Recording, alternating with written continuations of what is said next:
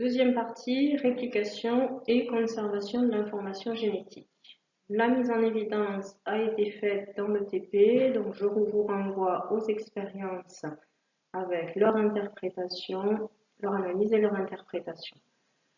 Les mécanismes, on les avait vus tout d'abord de manière globale, là aussi, schéma à savoir refaire, on l'avait détaillé, avec le schéma à l'échelle du chromosome bactérien, mais les mécanismes sont les mêmes au niveau des plasmides. On avait vu la particularité des prokaryotes, c'est d'avoir une seule origine de réplication, et de part et d'autre de cette origine de réplication, il va y avoir deux fourches de réplication qui vont se propager au fur et à mesure à l'opposé de l'origine de réplication, donc vers la terminale, hein, ça se propage vers le bas, et en même temps ça se propage vers le haut pour former à la fin deux molécules qui vont être totalement identiques. Hein. Vous avez rajouté les allèles, n'oubliez pas qu'il faut aller jusqu'à la notion d'allèle pour bien indiquer que les deux molécules d'ADN finales ont les mêmes allèles et également les mêmes allèles que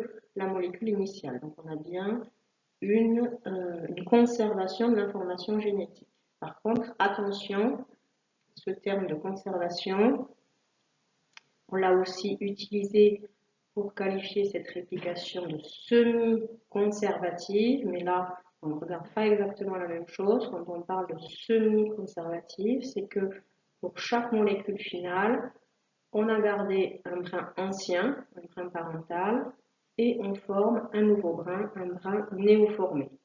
Dans ce sens, on parle de semi-conservatif. Là, c'est à l'échelle des brins, de l'origine des brins. Ce processus chez les bactéries se fait très rapidement puisque les plasmides sont très petits, mais aussi le chromosome bactérien est très petit hein, comparé à ce qu'on a chez les eucaryotes. Donc, mécanisme très rapide et donc ça permet, par exemple chez Escherichia coli, d'avoir ensuite une séparité binaire toutes les 20 minutes. Donc une prolifération qui va être très rapide chez les bactéries. Quand on regarde maintenant les mécanismes moléculaires de cette réplication, donc nouveau schéma, c'est le document 2, sur lequel on va voir les enzymes impliquées. Alors, on va commencer par la partie gauche. Hein. Vous avez ici la molécule d'ADN double brin qui est représentée à gauche, orientée 5', 3', et donc le brin antiparallèle dans l'autre sens. Donc, en bas à droite, prime en haut à gauche.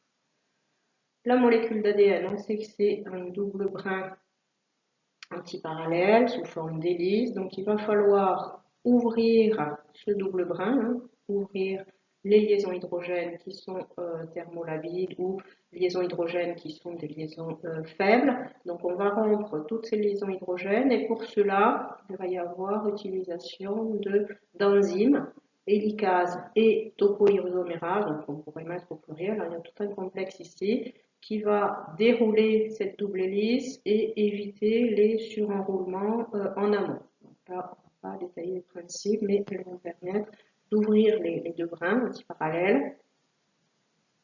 La stabilisation se fera par d'autres protéines qui vont maintenir un simple brin, donc les protéines de type SSB.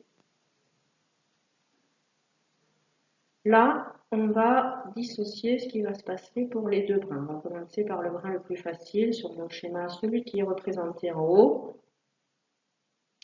Pourquoi je le qualifie de plus facile? C'est parce que celui-ci est orienté 5' à gauche, 3' à droite. On sait qu'on est en train de faire de la réplication, donc on reforme de l'ADN. Ça va se faire via des enzymes de type ADN polymérase. Et ça se fait grâce à la complémentarité de base, toujours avec des brins antiparallèles. Donc le brin qu'on va former ici en vert, lui, il va être orienté, donc j'ai pas mis les numéros, mais vous voyez les flèches, hein, 5' à droite et 3' à gauche. C'est toujours au niveau de l'extrémité 3' que les molécules d'ADN peuvent être polymérisées. C'est là qu'on va utiliser les substrats désoxynucléotides triphosphate pour allonger, pour polymériser le brin d'ADN en formation. Donc ici, quand on a ouvert à un moment donné, l'allongement va pouvoir se faire et au fur et à mesure de la progression de cet ADN, ce brin d'ADN néoformé qui s'allonge, la fourche va s'ouvrir. Elle s'ouvre ici sur mon schéma de droite à gauche, on va ouvrir par là. Donc la polymérisation va pouvoir se faire d'un seul tenant. Donc cette polymérisation se fait grâce à une sous-catégorie d'ADN polymérase appelée ADN polymérase 3.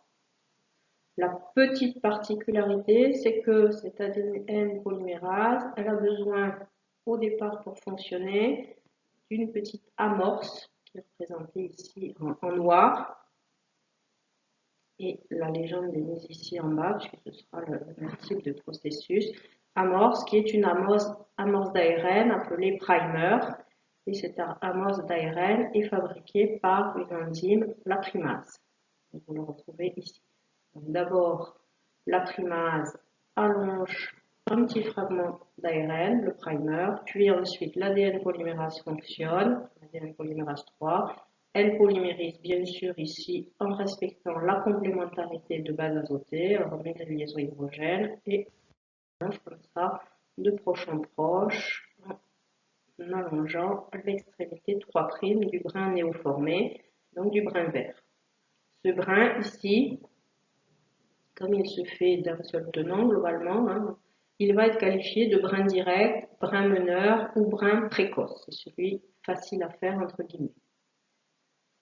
La particularité pour former un complémentaire de mon brin bleu, représenté ici, c'est que là, à un moment donné, quand la fourche est ouverte, on va bien sûr pouvoir allonger le brin vert d'ADN qui est en train d'être formé. Mais on ne va pas pouvoir reformer en arrière des fragments d'ADN. Il va falloir que la fourche s'ouvre et donc on va devoir former ici en saccade, puisque l'allongement se fait au niveau de la pointe de flèche, au niveau de l'extrémité 3'.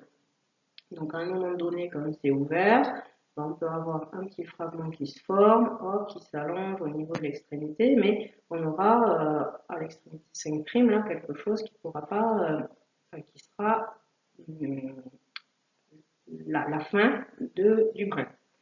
Donc la synthèse va se faire en fragments, en cascade, de façon échelonnée.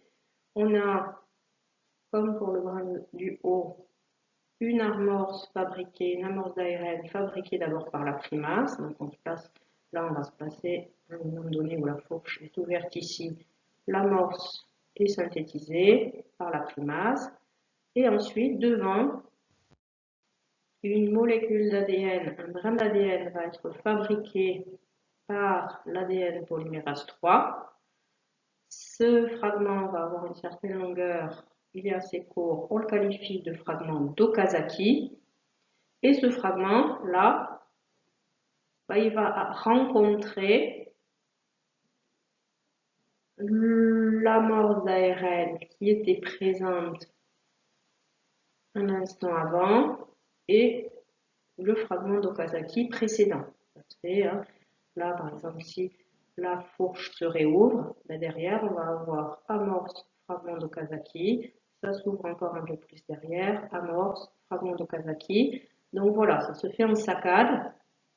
Et donc l'ARN polymérase 3, ici, rencontre l'amorce d'ARN précédente, qui est une amorce d'ARN. Donc elle doit être dégradée, elle va être hydrolysée. Elle va être hydrolysée par l'ADN polymérase, donc qui a une fonction d'hydrolyse d'ARN. Et cet ADN polymérase va aussi, comme son nom l'indique, pouvoir polymériser de l'ADN. Ce que je représente ici en pointillé, elle va finir par polymériser de l'ADN pour remplacer le petit fragment d'ARN qui vient d'être hydrolysé. Ce petit fragment d'ADN qui a été fabriqué, lui-même il doit être au fragment d'Okazaki précédent. Ceci se fait via la ligase. Donc on a une ligation, on a la fabrication de la liaison phosphodiester et ainsi de suite. Donc ça se fait comme ça, de proche en proche, enfin en arrière par saccade. Là, on parlera de brin retardé pour ce brin du bas.